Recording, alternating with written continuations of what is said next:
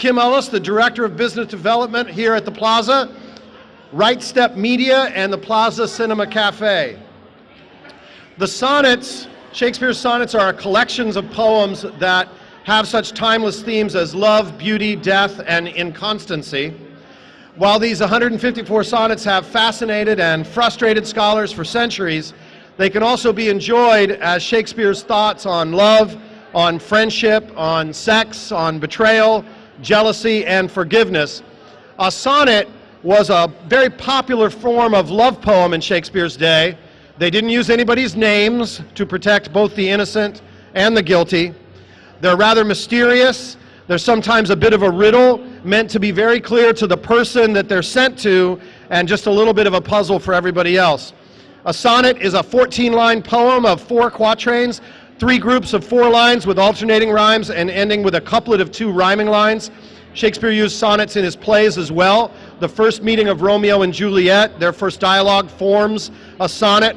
There's a sonnet embedded in All's Well That Ends Well, which opens tonight at 8 o'clock here. Well, not here, but at the Shakespeare Theater in Lock Haven Park at the Lowndes Shakespeare Center. And also that will be running in repertory with Hamlet, which opened 2 weeks ago and just got a great review in the Wall Street Journal this morning. Each of the sonnets deals with a personal theme, and each can be taken on its own or relation to the poems around it. The first 126 sonnets are all addressed to a young nobleman whom the speaker loves very much. The rest of the poems seem to be addressed to a mysterious woman who the speaker both loves, hates, and lusts for all simultaneously. So who were the young man? Who was the dark lady? We don't know for sure, but the first 17 sonnets, which we'll start with, often called the procreation sonnets, are from a middle-aged, financially strapped playwright, possibly William Shakespeare, who has been hired by the patron's mother to convince her son into honoring a prearranged marriage.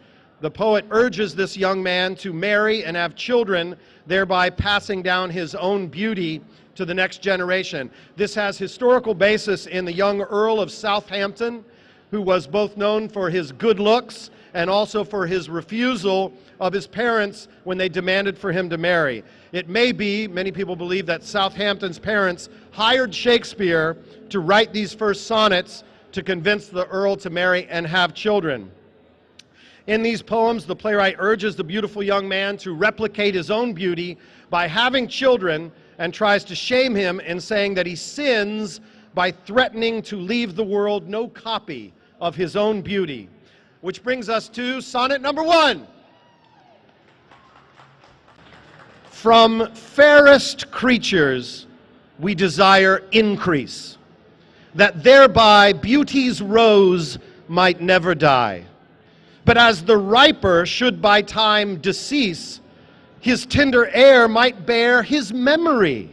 But thou, contracted to thine own bright eyes, feedst thy light's fame with self-substantial fuel, making a famine where abundance lies.